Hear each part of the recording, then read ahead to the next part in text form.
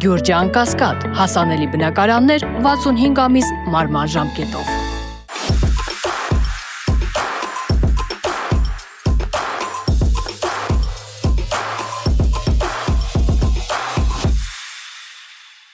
Բարի երեկո, Մեդիահաբի եթերում Մետանոյան է եւ այսօր տաղավարում սիրով հյուրընկալել եմ փաստաբան Գևորգ Պետրոսյանին, բարև ձեզ պարոն Պետրոսյան։ Բարև ձեզ։ Շնորհակալ եմ, որ այսօր հյուրընկալվել եք կրկին մեր տաղավարում եւ պարբերաբար պարոն Պետրոսյան, երբ լինում է ասելիք ձեզ մոտ որոշակի կուտակում, ես անպայման ձեզ միշտ ահազանգում եմ, որ այդ տեղեկատվությամբ նաեւ մեզ հետ կիսվեք, բայց հաղորդման սկզբում ուզում եմ անպայման խոսենք այսօր տեղի ունեցող կարևորագույն իրադարձության մասին։ Նիկոլ Փաշինյանը իր տիկնոջ հետ մեկնել է Աբու Դաբի եւ Աբու Դաբիում այսօր հանդիպել է Իլհամ Ալիևին տետատետ հանդիպումներով։ Ես պարզապես ուզում եմ ասել, որ մեր հաղորդումը մի փոքր շուտ ենք մենք տեսագրում, առավել մանրամասները այսօր հեռարձակման մեր հաղորդման ընթացքում արդեն կարող եք նաև լրահոսից հետևել, բայց այստեղ մի շատ կարևոր դետալ կա, որին ուզում եմ անդրադառնալ, թե ինչ նպատակով է Փաշինյանը գտնվում Աբու Դաբիում, ուրեմն փետրվարի 4-ին Փաշինյանն Աբու Դաբիում մասնակցել է Զայեդ մարդկային եղբայրության 2026 թվականի մրցանակաբաշխությանը եւ որպես մեծն խաղաղարար եւ խաղաղությանը նպաստ բերող, այսպես ասած, երկրի ղեկավար առաջնորդ մրցանակի արժանացել։ Ինչպես եք մեկնաբանում այս ամենը։ Տեսնում եք, մարդիկ նրան գովում են, ասում են խաղաղություն կերտած առաջնորդ է, պատերազմը հաղթահարած առաջնորդ է։ Դուք միշտ հակառակն եք պնդում, պարոն Պետրոսյան։ Մի քանի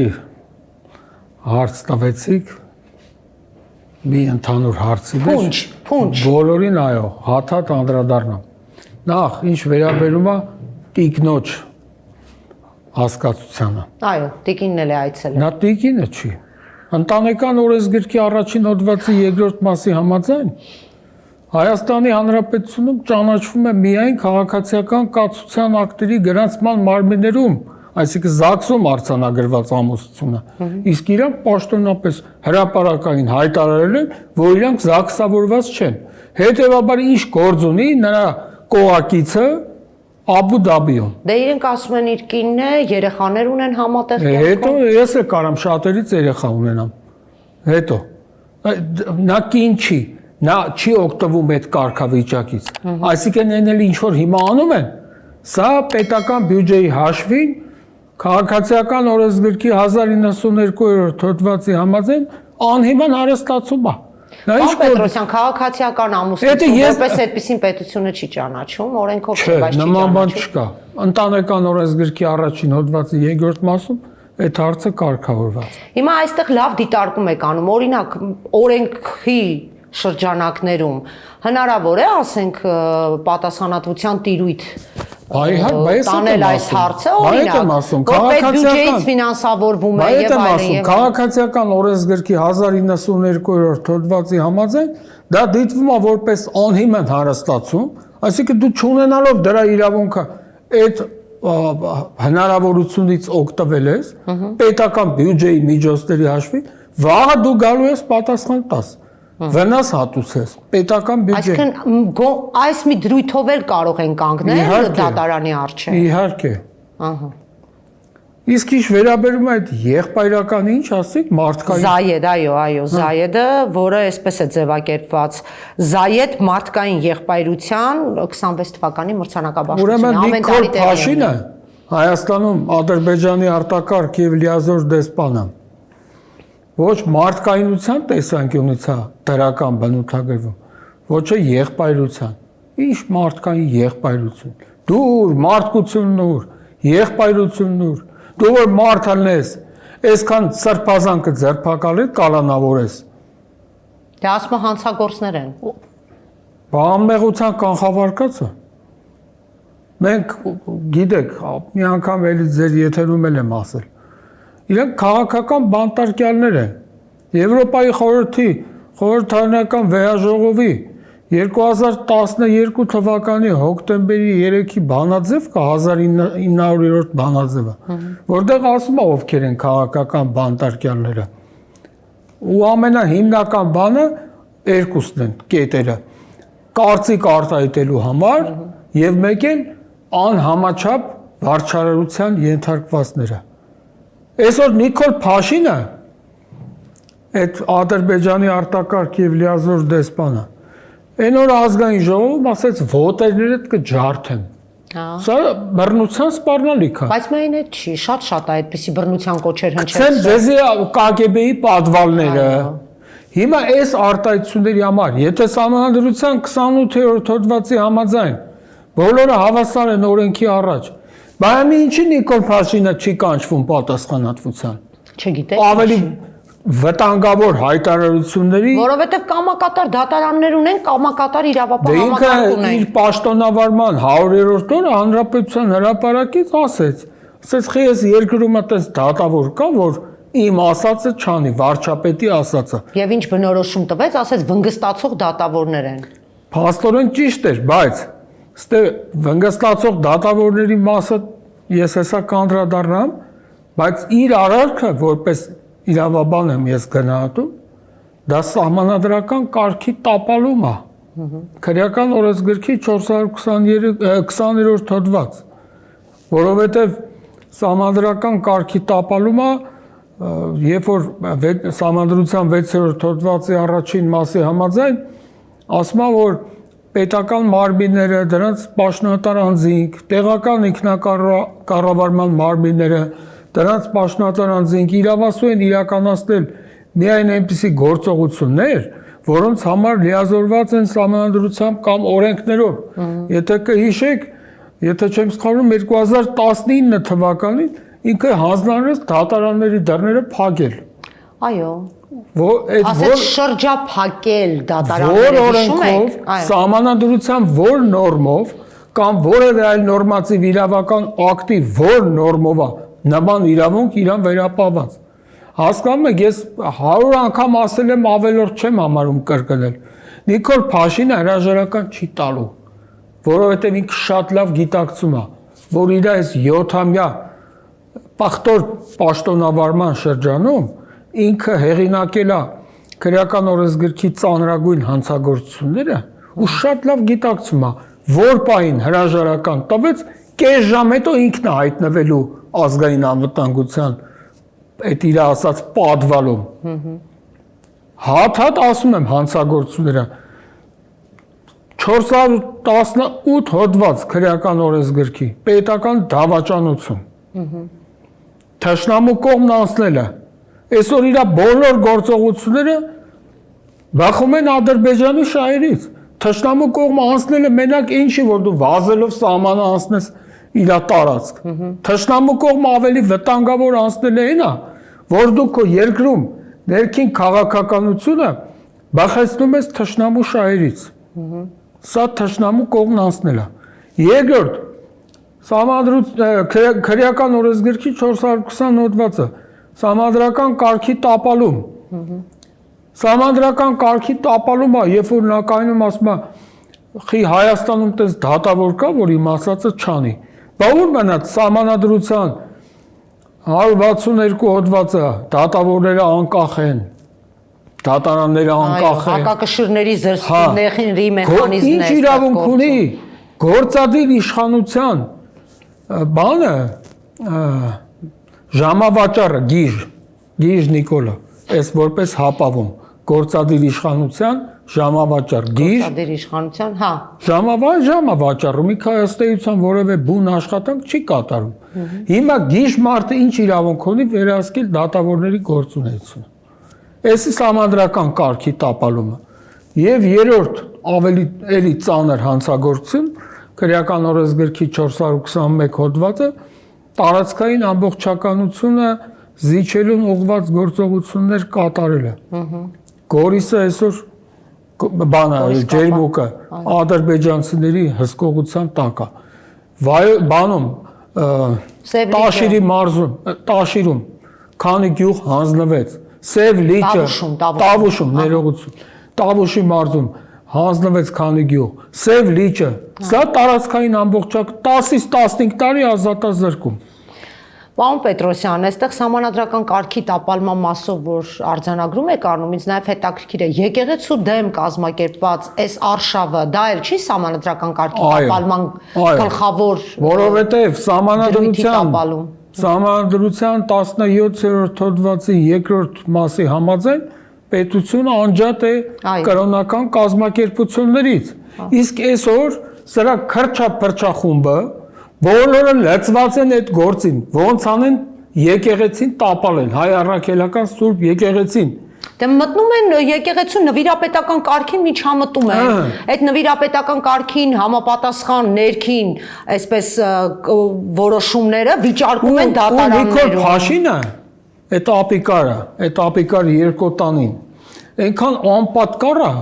լրիվ իրադրությունը շուրտված է ներկայացնում։ Ասում է եկեղեցին միջամտում է պետության գործերին։ Այդ աղա, լսի,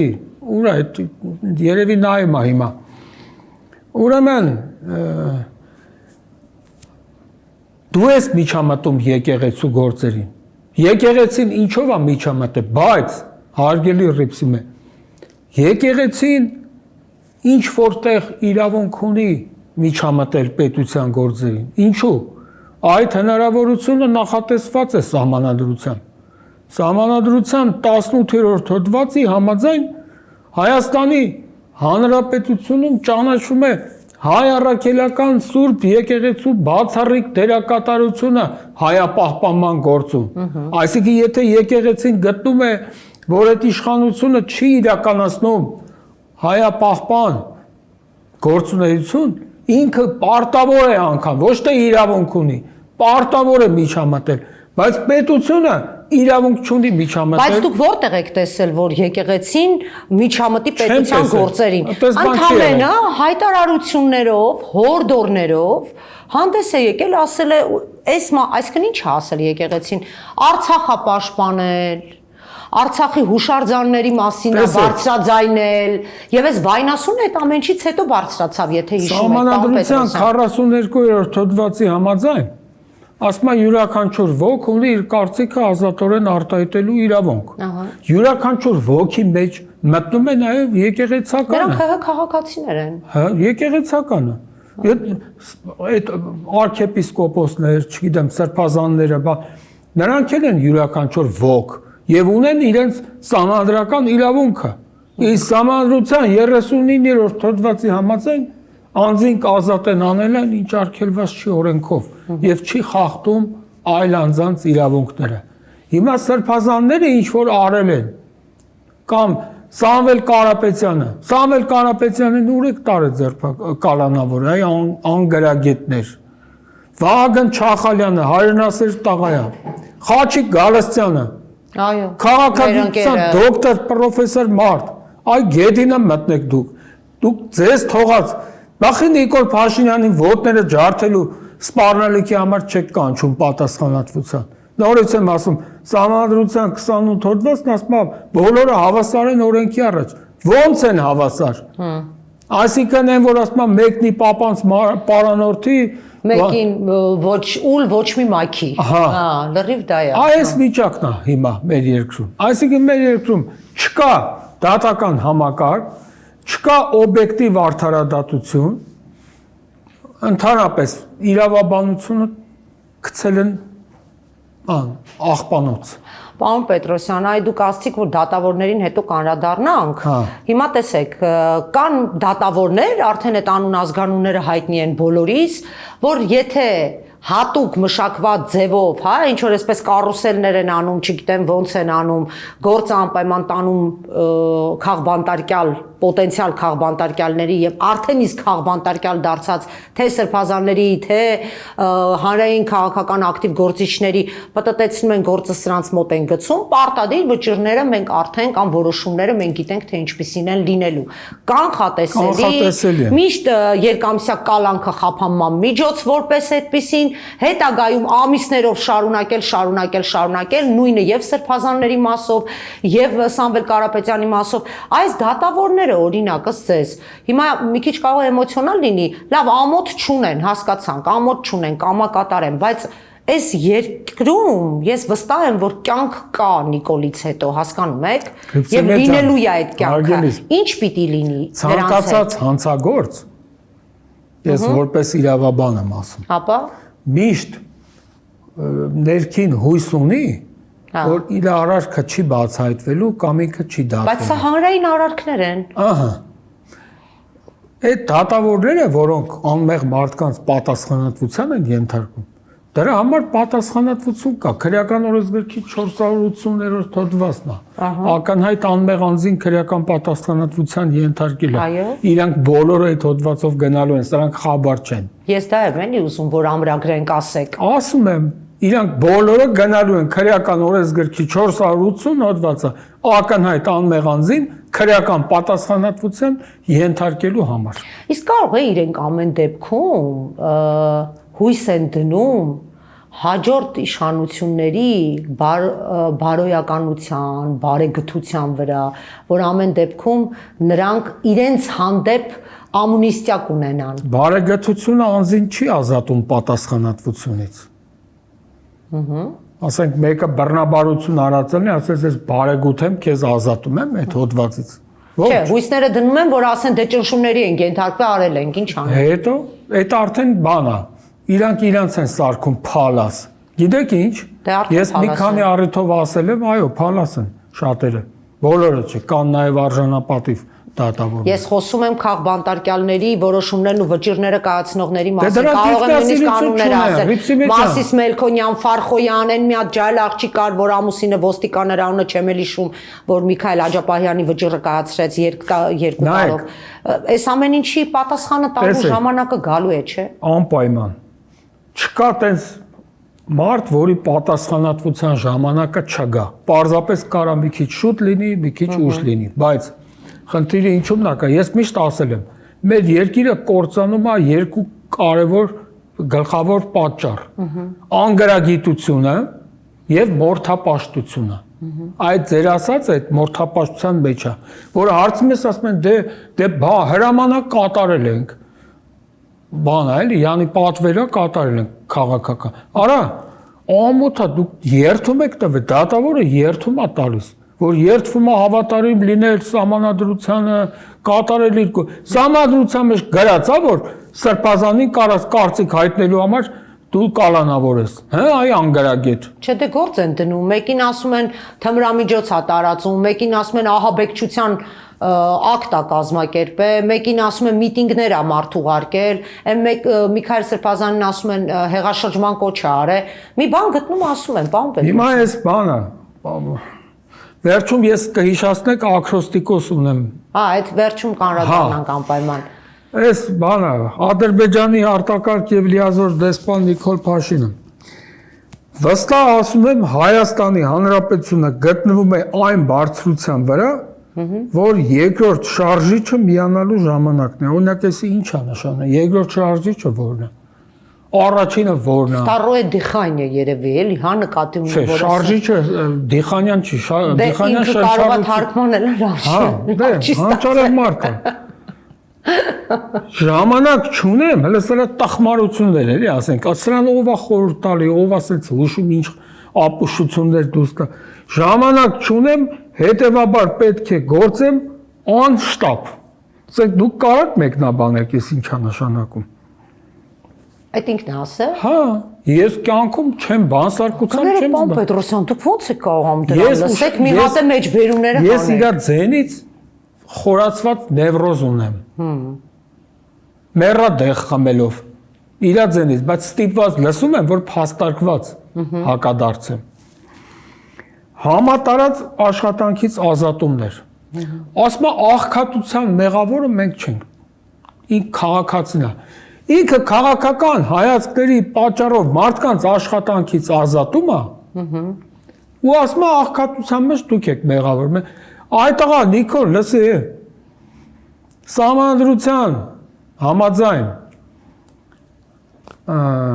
բարձրագույն արժեքը որն է։ Մարդն է, երրորդ հոդվածի համաձայն։ Սահմանադրության առաջին հոդվածի համաձայն Հայաստանը սոցիալական պետություն է։ չէ՞։ Այո։ Նաև սոցիալական, դե ասում եմ, սոցիալական, ժողովրդավարական, ինքնիշխան եւ իրավական։ Հիմա սոցիալական պետությունը, եթե իրան պարտավորված չի համարում աշխատանքով ապահովել քաղաքացուն, բա դրա ի՞նչն է սոցիալական։ Բա դու ի՞նչ գործ ունես այդտեղ վերընկած։ Կներեք, նրանք ասում են, որ մենք ինչ եկել ենք իշխանության 250,000 աշխատատեղ են։ 275,000։ Լավ հիշեցիք, ես 250 էի հիշում։ 275,000 աշխատատեղ են։ Բացարձակ սուտ է։ Ես որպես փաստաբան հիմա որոշել եմ պարզապես գիտեք, ես քանի օրը իմ հետ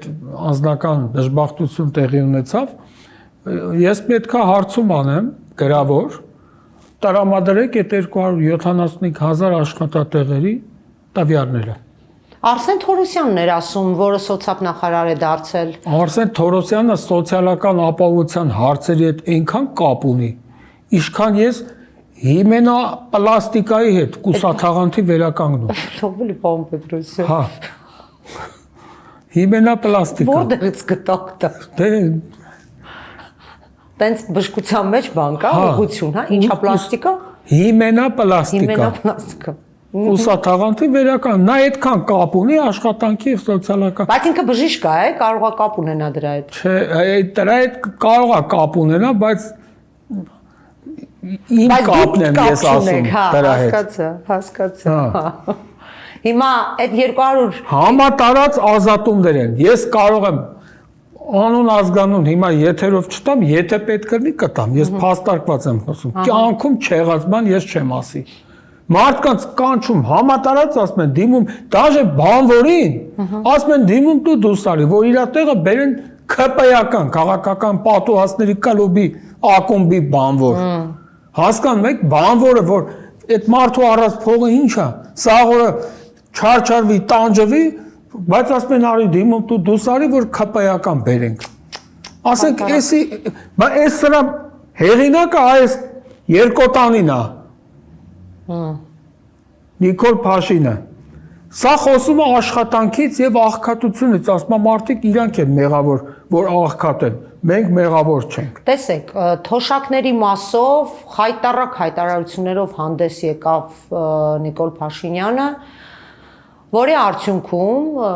բավականին մեծ աղմուկ բարձրացավ կենսաթոշակային տարիք ունեցող մարդկանց շրջանակում, երբ նշեց, որ այդ 10,000 դրամի չի պիտի բարձրացնենք ձեր թոշակը, մեկը պիտի գնաք ձեր համար դեղ առնեք, կամ 20,000-ին չի բարձրացնենք, մեկը էլի պիտի տանեք այդ գումարը տան տաքացնելու։ Հասկացա ինչ եք հարցնում, ես լիարժեք տիրապետում եմ այդ հայտարարություններին, տեղյակ եմ։ Տեսեք, ստեղ նորից Նիկոլ Փաշինը դրսևորեց իր անգրագիտությունը։ Ինչու՞։ Սահմանադրական դատարանի 2006 թվականի հոկտեմբերի 4-ի թիվ 649 որոշում կա, որի համաձայն աշխատավարձը եւ կենսաթոշակը հանդիսանում են անձի սեփականությունը։ Այո։ Սահմանադրության 60-րդ հոդվածի համաձայն անձը ազատ է իր սեփականությունը տնօրինելու հարցում։ Արա, Նիկոլ, եթե մարդը դրա իրավունքը ունի, քույժ գործնա ինքը ինչ ուղղությամբ է։ Հիմա նույն բանն է ռիփսի մեջ է, ոնց որ մարդուն բերես աշխատացնես, բայց աշխատավարձ չտաս, ասես ես չգիտեմ դու ինչ ուղղությամբ կօգտագործ, արա քույժ գործնա։ Կամ տալիս եմ այն պայմանով, որ չգիտեմ, գնաս սա անես մենակ։ Հա։ Դա իր սեփականությունը սահմանադրության 60-րդ հոդվածի համաձայն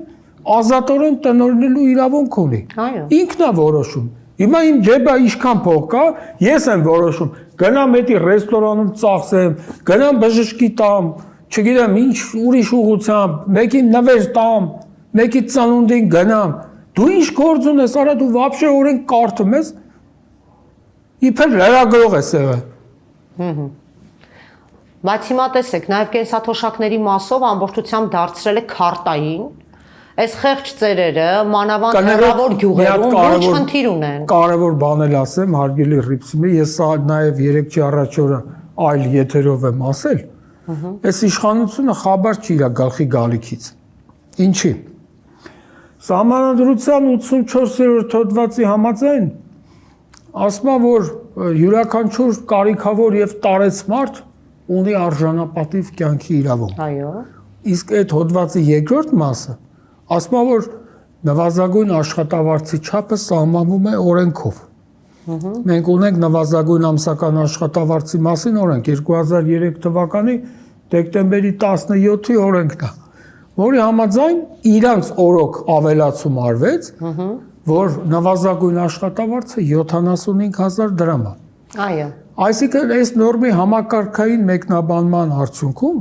իսկ համակարգային մեկնաբանումը դա նախատեսված է նորմատիվ իրավական ակտերի մասին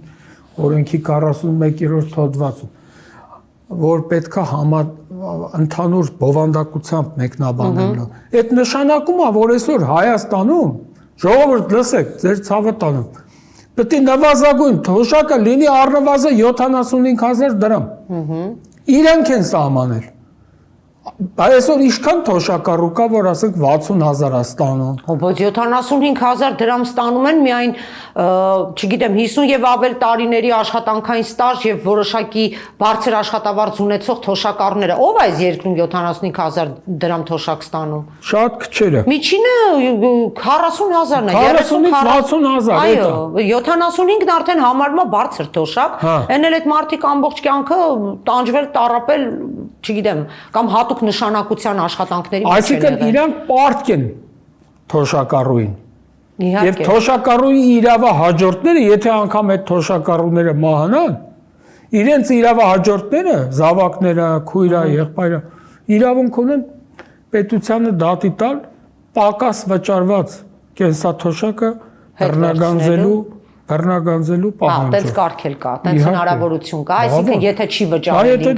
ինքը սեփականատեր է եղել, հիմա մահից հետո ենթադրենք այդ թոշակառուն մահացել է։ Իր ժառանգը ընդունել է, իր ժառանգությունը։ Այտենց է, քաղաքացիական օրենսգրքի համաձայն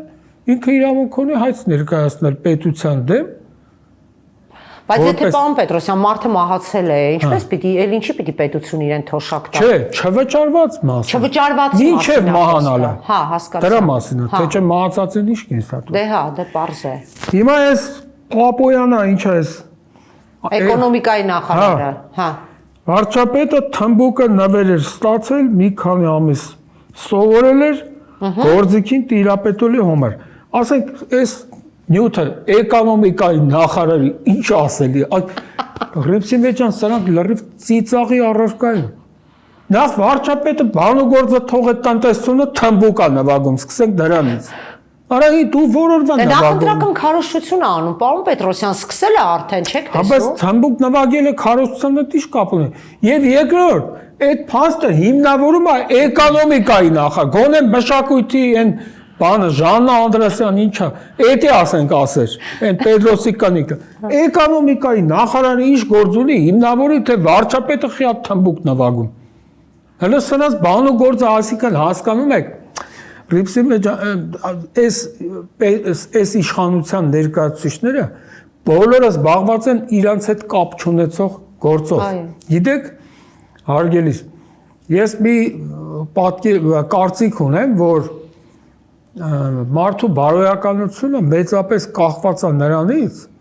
թե նա ինչքանով է կարողանում իրեն հեռու պահել իր հետ կապ չունեցող կարգավիճակներից։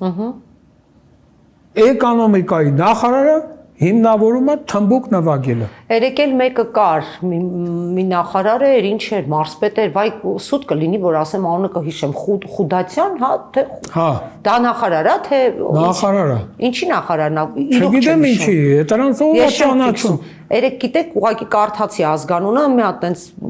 մի քիչ բան կլոր գլխով տղա է, այդպես արձանագրեցի, ասում է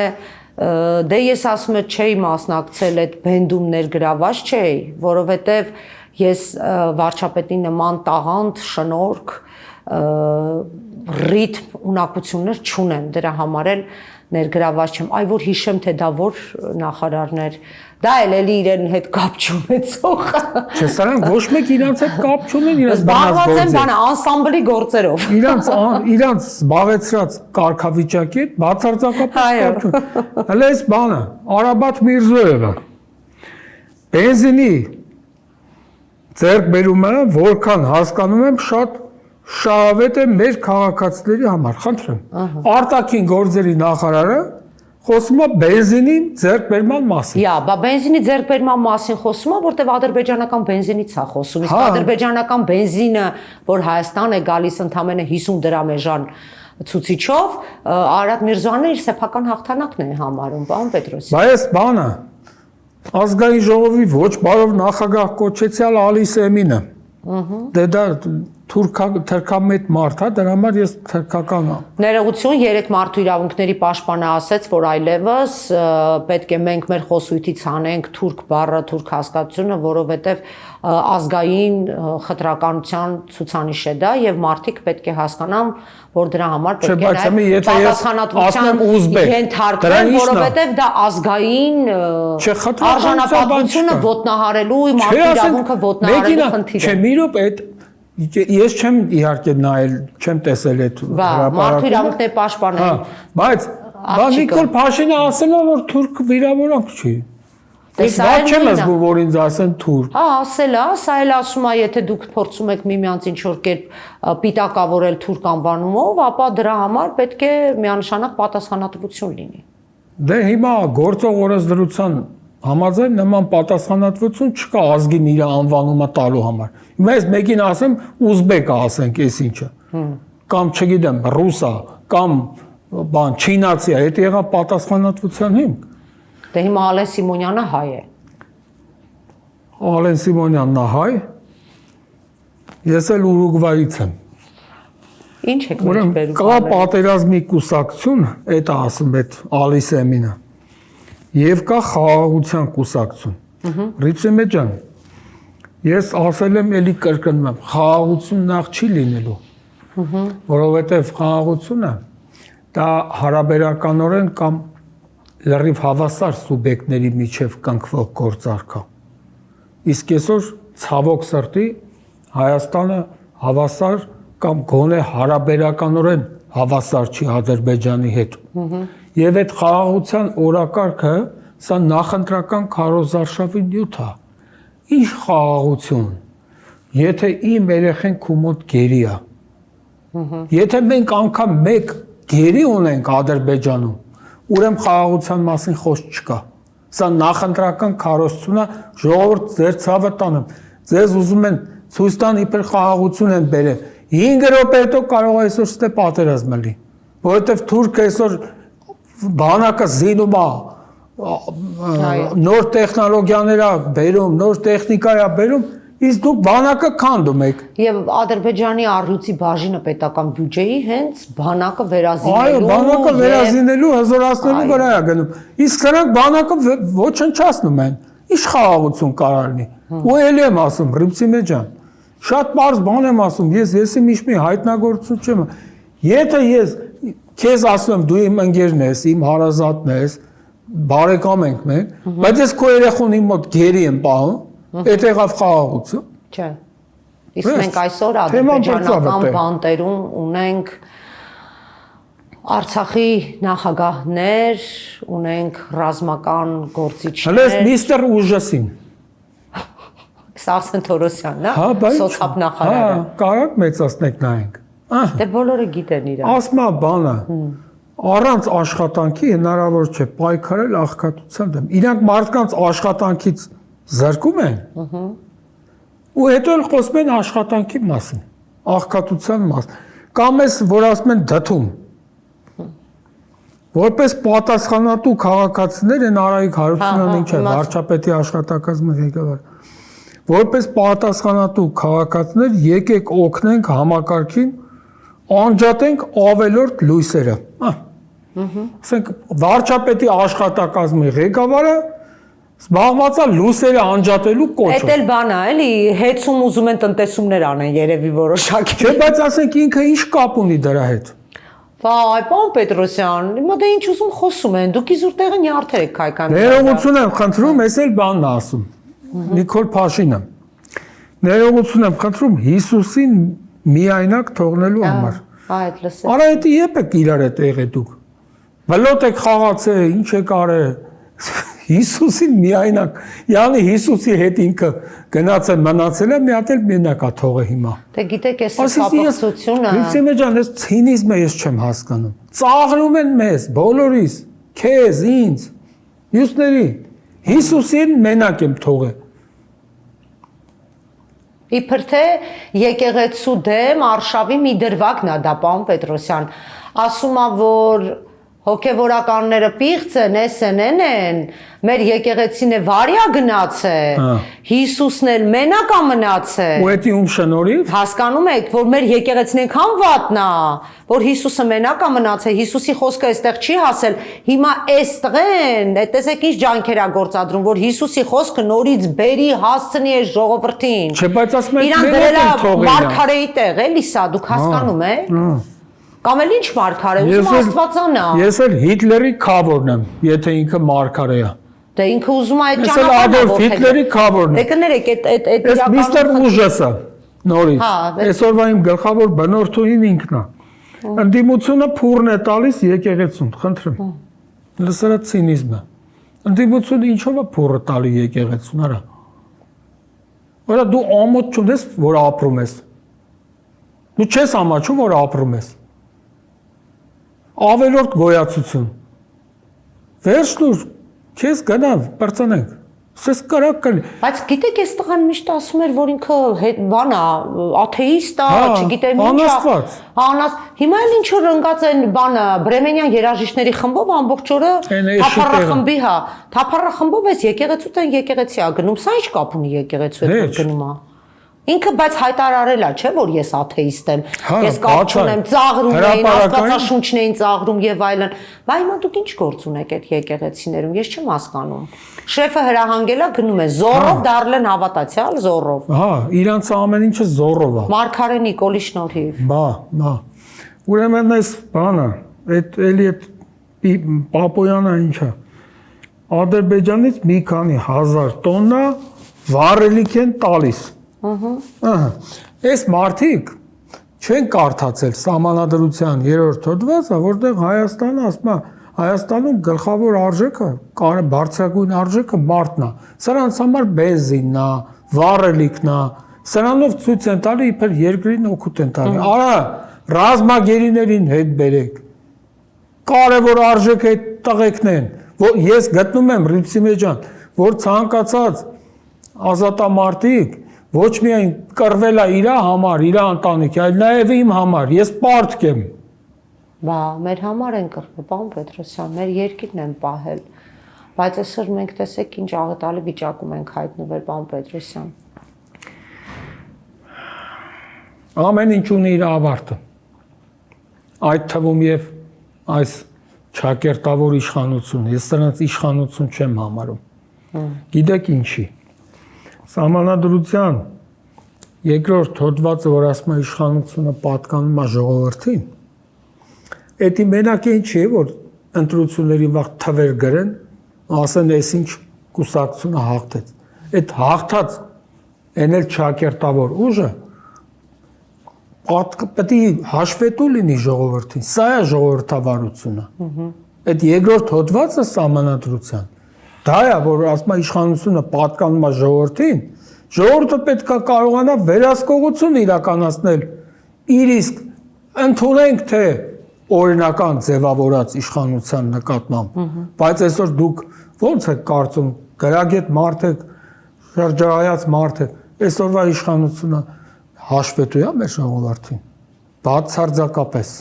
հաշվետու չի, այսինքն ստեղելի կա սահմանադրական կարգի տապալում։ Եթե մեր երկրում փոխվի որևէ բան, ես լիահույս եմ այդ առումով, պարոն Պետրոսյան, ես ուղղակի մեկ վայրկյան կասկած չունեմ, որ այս խունտան իրենց առաջնորդի հետ միասին միանշանակ կանգնելու է արդարադատության առջև, որովհետև այս ողջ պատմությունը, ինչ որ տեղի ունեցավ հայ ժողովրդի հետ 2018 թվականից սկսած, սա ես նաև ազգի, ժողովրդի, պետության նկատմամբ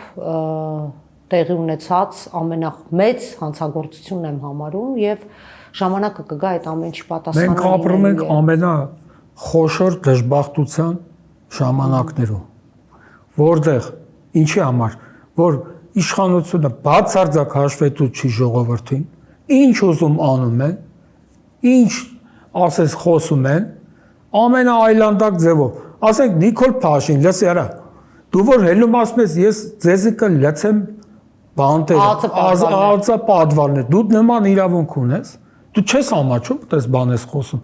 Այսօր Ռիփսի մեջ որ երկրի վարչապետը իրան նման բան թույլ կտա։ Լավ, թե իդեպ երեք Արամը Վարդևանյան Վաշինգտոնում մասնակցում էր, Արամը Վարդևանյան մասնակցում էր Վաշինգտոնում կրոնական ազատությունների կոնֆերանսեր մեծ, որը ամեն տարի կանում է, կարող է անունը չեմ կարողանում ճիշտ ձևակերպեմ, բայց այդպիսի մի մեծ միջոցառում է, որը ամեն տարի տեղի է ունենում, եւ ես այնքան ինձ լավ զգացի, որ մեր երկրից կար ներկայացուցիչ, իհարկե այս կադրերում նաեւ Խաժակ Սրբազանին տեսա, Մայրաթոր Սուրբ Էջմիածնի միաբաններից, ով եվրոպական ներկայացուցչություն է ապահովում Մայրաթորի միշտ այդպիսի մեծ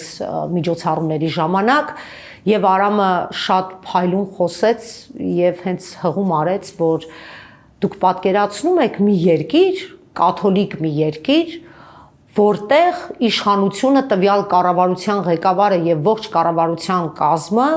ոտնձգություններ իրականացնեն եւ փորձեն պաշտոնան կանել Հռոմի պապին։ Դուք այդպիսի բան պատմում, ասենք զարմացած հայացքներն էին այդ եվրոպացիների ցույց տալի, որ ասենք նույնիսկ ամենավատ երազում որևէ մեկի մտքով չանցնի ոտնձգություն իրականացնել կաթոլիկ եկեղեցու այս պարագայում Վատիկանի նկատմամբ, հա, ոնց կարող է տենց բան լինել։ Եվ Արամը կետարկետ նշում էր, ասում էր, այո, մեր երկրում դա է, եւ ասում էր, որ մեր երկրում եպիսկոպոսներ են դատվում, 7 եպիսկոպոս էլ անցած այս մի քանի օր առաջ կանչվել են որպես մեղադրյալ, այո, երկրից բացակայելու արգելք է դրված, եւ ինչ են ասում են, որ մի հատ թեմի առաջնորդ, ում նշանակել է այդ թեմի առաջնորդ կաթողիկոսը եւ կրկին ազատել է կաթողիկոսը, դա իր տնօրինությունն է, Ոմն Արման անունով մեկը գնացել եւ դատի է տվել, ասում է իրենք ինձ չեն կարող հանել եւ իրենք ինձ չեն էլ կարող կարգալույց անել։ Դուք պատկերացնեք մենք ուր ենք հասել։ Ցավոք պատկերացնում եմ։ Ուրեմն ասում է ՀՀ քաղաքացին երբ ուզի կարող է հեղափոխություն անել։ Էսի ասում է Հայաստանում Ադրբեջանի արտակարգ եւ լիազոր դեսպան Նիկոլ Փաշինը։ Մի խոսքի համար դու մարդկանց տանում կալանավորում ես։ Ոնց պիտի հեղափոխության մասին ես խոսում։ Ախր սենց ծաղար նորից եմ ասում Ռիփսի մեջան, սենց վիրավորանք ժողովրդի նկատմամբ ուղղակի անթույլատրելի է։ Պարոն Պետրոսյան, առաջիկայում խորհրդարանական ընտրություններն են, քանի որ մեր ժամանակն էլ քիչ է մնացել, դուք ինչ ակնկալիքներ ունեք, ինչ սպասելիքներ ունեք հունիսյան ընտրություններից։ Ես էլի առիթ ունեցել եմ ասելու հրապարակայնորեն, հիմա էլ կրկնում եմ։ Հարգելի Ռիփսի մե, համախմբվել է պետք։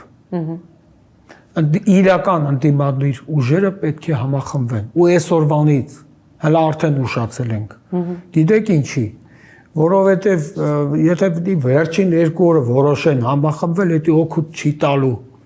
Հիմա պետք է բոլորը համախմբվեն։ Ցույց տան, որ իրանք միասնական են, որ այդ բանը Նիկոլ Փաշինը հասկանա, որ ինքը պրոբլեմ ունի։ Ինքը գիտի, որ պրոբլեմ ունի։ Ես անկեղծ եմ ասում, եթե ինքը կեղծիքներ չանի, 5%-ն էլ չի հաղթահարելու։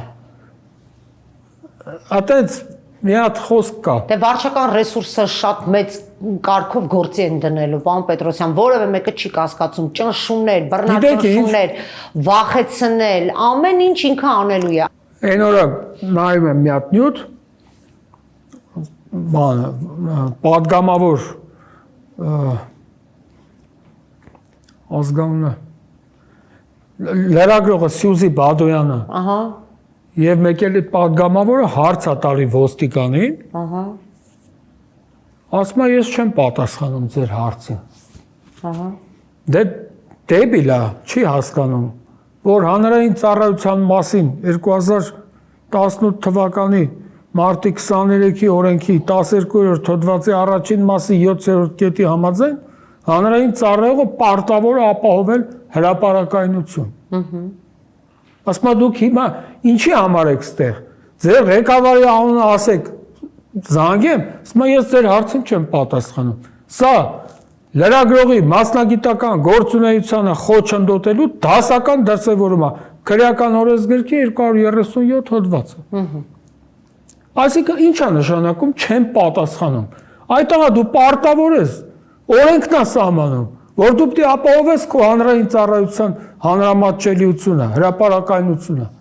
Բացահայտ գործես, ոնց թե չեմ պատասխանում։ Գլուխդ պատին ես տալի, որ չես պատասխանում։ Դե այդպես Հիմա սա ինչ գործ ունի, որ պետական բյուջեի հաշվից են ու որ նայես արտաքինին, սև, աֆրիկացու նման կուզիկ շախմատի ձիու պոզայով բանա, ասենք դա ինչ գործ ունի вообще պետական ապարատում։ Բայց Նիկոլ Փաշինը ինչ էր ասում, որ բարեկները պարտադիր չի որ բարձրագույն կրթություն ունենան։ Ինչի, որովհետև անկիրթ մարդը շատ մոտ է անարդարությանը, անօրինականությանը, հեշտ է նրան ղեկավարել։ Մանիպուլացնել, այո, կառավարել, խնդիր դնել եւ ասել գնա արա։ Ասենք հիմա ինձ մեկը ասի գնա, էս ինչ բանն արա, ես հասկանալով, որ դա պետությանը դեմ է, հասարակության շահերին դեմ է, ես ոնց կգնամ կանեմ, բայց դեբիլ է ithում անում է։ Դե հա։ Ես այն օրը մեկին ասեցի, մի հատ կարմիր գդակավոր ասի Արիստելը։ Եկավ ասի արա, չեք ամաչում, որ գնում եք բան, երրաբլուրում զոհվածի ծնողին, թևերը ոլորում տանում եք ոստիկանություն։ Դե Պետրոսյան ջան, դե հրամանակ կատարում ենք։ Արասի լսի այդ տղա։ Հրամանը կտան ասեն գնա մերձավորիդ բռնաբարի։ Գնալու ես անես, բա չէ, Արասի դու նախ տանող ես։ Կարևորը քո գործը դու պահես։ Փողստանան։ Հա։ Ես 2009 թվականին, երբ որ նշանակվեցի նախարար, իմ քաղաքական ղեկավարը ինձ կանչեց, ասեց պետքա վարչության պետերից ազատվել, որ մեր օնքականներին դնենք։ Ես ասես այդ բանը չեմ անելու։ Բա ոնց, ասե հենց այդպես, որովհետև այդ մարդը 25 տարի աշխատել է այդ վարչությունում։ Ներդրում ունի համակարգի մեջ։ Նպաստել է համակարգի առաջընթացին։ Ես այդ մարդուն հանեմ, բերեմ մի հատ անգրագետ էշի, որի գլուխը մենակ դեմտենալու համար որ փոշ չընկնի սատկի։ Ասի, հետո դու ինձնից ես ուզելու, չէ՞ այդ պատասխանը։ Բայց պետք է դրա անգործության համար ես պատասխան տամ։ Անգրագիտության։ Ճիշտ է կարե պարոն Պետրոսյան։ Գիտեք ինչ, ընդհանրապես գոյություն ունի իրավունքի ինքնապաշտպանության սկզբունք։ Դա ամրագրված է օրենքով։ Քաղաքացիական օրենսգրքի 36-րդ հոդվածի 3-րդ կետն է։ Չէ, 38-րդ հոդվածի, կներեք։ Հա, որ դու ունես ինքնապաշտպանության իրավունք։ Իրանք էլ ունեն։ Բացի այդ նաև քրեական օրենսգրքի 32-րդ հոդվածում էլի նորից խոսվում է ինքնապաշտպանության մասին, այսինքն դու ստանում ես բացարձակ անօրինական, բացահայտ անօրինական հրաման, դու իրավունք ունես չկատարել եւ դու դրա համար պատասխանատու ես։ Եվ այսօրվա դրությամբ համատարած է այդ վիճակը։ Արտադատության նախարարը ասում էր մենք ուսուցիչներ ունենք, միջև 500,000 են ստանում, ոմանք անգամ 700,000 եւ ավել, գնում են ատեստացիաներ են անցնում, իբր այդտենց դուք տենց բան տեսեք, դուք տենց ծանոթ մանկավարժներ եք, որ 500,000 աշխատավարձ դպրոցի խորհրդի նախագահ եմ եղել երկար տարիներ, մինչև վերջը։ Չէ, ես այդ ռեֆորմն իրենք են արել, իբր բոլորի աշխատավարձը։ Դե գիտեմ, ուղղակի ուզում եմ։ Հիմա կարամ հենց հիմա եթերով զանգեմ մի հատ ուսուցչի, ասեմ ինչքան աշխատավարձ է ստանում։ Ասում ատեստացիաները, եթե կարողանում են լավ հանձնել, նրանք 700 եւ ավել աշխատավարձ են ստանում։ Այդպես բան գոյություն չունի, որ ասում են դե մեզ ասել են, մենք էլ անում ենք, բայց դուք եք սերունդ կրթում, գոնե մանկավարժը պետք է այդ բանը չասի, ռիփսի մեջ ան։ Ասենք որ էդի ասի մի հատ էլեկտրիկ, կա միտեղ ասես հա դե էլեկտրիկ մար, բայց սերունդ կրթողն ասի մեզ հանձնարարել եք մենք անում ենք։ Բա քու կրթած սերունդը ինչ Ես անելու։ չեմ ուզում այդպես կոպիտ արտահայտվել Պետրոսյան ամեն դեպքում մանկավարժների մասով, բայց տեսեք։ Հա բայց իրանք են իրաց Բայց նսեմ տեսեք, ասում։ ես շատ մեծ ցավ ապրեցի, որ այս եկեղեցիները օկուպացնելու այս կեղտոտ ծրագրի մեջ, այո, օգտագործում են մեր մանկավարժներին, ներգրավում են մեր մանկավարժներին եւ տարբեր մարզպետների, քաղաքապետերի հրահանգով երաշտական դպրոցի ուսուցիչները, սովորական հանրակրթական դպրոցի ուսուցիչները տնօրենների միջոցով ներգրավում են այդ կեղտոտ գործընթացի մեջ։ Ամոթ իրանք։ Ես ուղղակի ուզում եմ ասել, որ հարգելիները զերծ մնացեք, պարոն Պետրոսյանը ճիշտ է ասում, դուք սերունդ եք կրթում եւ ուղղակի ամոթ է, որ դուք ներգրավում եք այդպիսի պիղծ գործողություններին, հակա Աստված, հակա եկեղեցի եւ հակա քրիստոնեական ինչին, հանուն ինչի, այստեղ հարցը հենց նա հանունը ո՞րն է տեղծեր, հանունը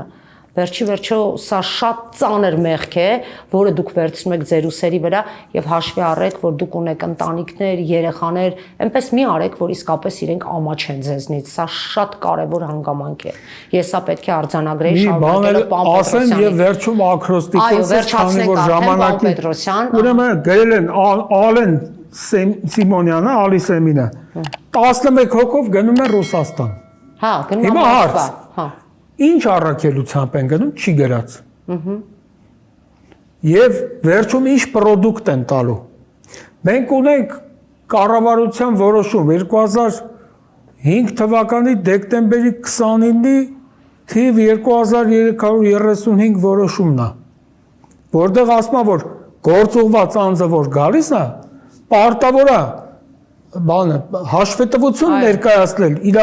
գործողման պրոդուկտի արդյունքի վերաբերյալ։ Դուք այսօր տեսել եք մի գործողված, այս ինչը Ուգանդա է գնացել, այն ինչը եսի մուր է գնացել։ Ոչ մեկին հայտնի չի որ են գնացել։ Ես կարծացի, որ այնտեղ բարձրաստիճան մի շարք պաշտոնյաների հետ հանդիպումներ ունի Ալեն Սիմոնյանը, նույնիսկ Լավրովի հետ պիտի հանդիպեր, եթե չեմ սխալվում, բնականաբար Պետդումայի նախագահի հետ եւ այլն։ Եվ վերջում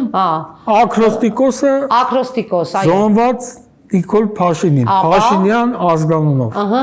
Հա, Փաշինյանով է կարել։ Հա, լավ։ Հատած ատամներ հերիք է կրես։ Ախր արդեն մեծ փողերի տեր ես, յանի խիչ ես սարքում ատամները դել։ Հա։ Շատ անմեղների նետել ես բանտը, ինքդ լինելով կապիտուլյանտը։ Նայիր հետևդ անցյալդ պախտոր, յանի խելքով ես, բայց խելքից տակլոր, արի մեկ անգամ գետ դու ինձ լսիր, նողկալի կյանքիդ վերջ տուր հեռացիր։ Այս պոետիկ տրամաբանությամբ եւ տրամադրությամբ ավարտում ենք այսօր մեր հարցազրույցը, ինձ մնում է շնորհակալություն հայտնել իմ այսօրվա հյուրին, ես էլ եմ մաղթել ամուր կամք, ամուր առողջություն, պարոն Պետրոսյան ձեզ, իսկ ես եւս մեկ անգամ հիշեցնեմ, իհարկե հիշեցնելու կարիք էլ չկա, ասելու կարիք էլ չկա, բոլոր շատ լավ հյուրին ճանաչում են, բայց Գևորգ Պետրոսյանն էր այսօր իմ հյուրը, փաստաբան, իրավաբան, իսկ մենք կհանդիպենք եկող շաբաթ, լավ մնացեք։